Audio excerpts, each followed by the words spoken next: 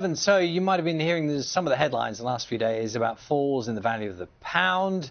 How does that affect you if you're going away? Victoria's been having a look. Hello, good morning to you. Yes, the pound has taken a bit of a rough ride over the past few weeks, and it's less than ideal timing, isn't it, given that some schools are breaking up and some of us might be heading abroad on our summer holidays. So over the past few months, the pound has steadily been falling against the dollar. On Tuesday, it actually dipped below $1.25 to the pound.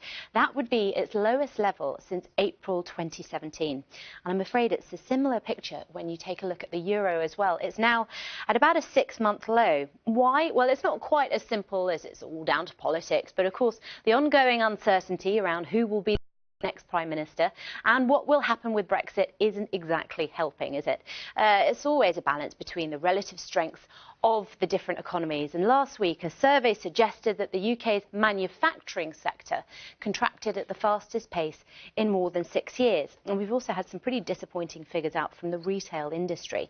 All of that means that if you're travelling to most major European destinations or the United States, it's not great news. You'll also be getting less for your money than you did this time last year. That's also true of some other places like Thailand, Japan as well. But it's not all bad news, because UK travellers will get 18% more if you're planning on going to Turkey this summer. They'll also get a better deal if you're looking at going to Iceland or Australia. Well, shall we speak to the consumer expert Martyn James, who is from Resolver. Thanks very much for coming in, Martyn. Now, there's a huge variation, isn't there, when you talk about travel money and how much you can get when you go and get it out. Where is the best place to go? Well, you are absolutely right, Victoria. It's not a very cheery forecast at all at the moment. The golden rule is not to leave it to the last minute. If you shop around online, you're going to find some pretty good rates. I say good, obviously, could be a lot worse. If you wait until you go to the airport, you will sometimes get less than the pound in your pocket, which is beyond depressing. It's also worthwhile bearing in mind that your bank won't necessarily have the best rate, and you'll probably have to wait a few days as well, so not great for last-minute purchases. What about where you want to go? If you haven't booked your holiday already, you're one of those last-minute people, I'm afraid I am. Do you have any advice for where might be a little bit better value for money at the moment? So that's a really good question. If you're going to be spontaneous and, throw yourself out there and see how much money you can actually squeeze out of our poor pounds at the moment, there are still places where it's a bargain. Unfortunately, a lot of currency exchange is still tied to the political situation. I won't mention the B word, but we all know what we're talking about. So that is going to have an impact. But you can still get good deals, as you mentioned. Turkey, Egypt, places like Iceland, if you fancy doing a bit of glacier hiking. So there are still places out there where you can make your pound stretch a bit more. Now, over the last year or so, we've had a real rise in these kind of prepayment cards, these specialist cards that you use abroad. What do you make of those? So I love prepayment cards because I'm useless. I can leave my bag on a beach, on a plane, anywhere.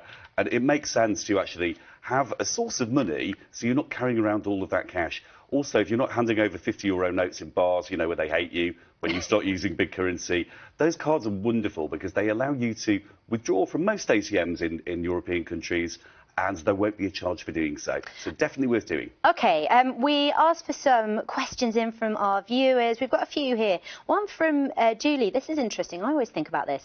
Is it better to get euros from the cash machine when you're abroad, or should you use your debit card instead? Is there any difference? So neither is the answer. If you could absolutely help it, try to avoid it.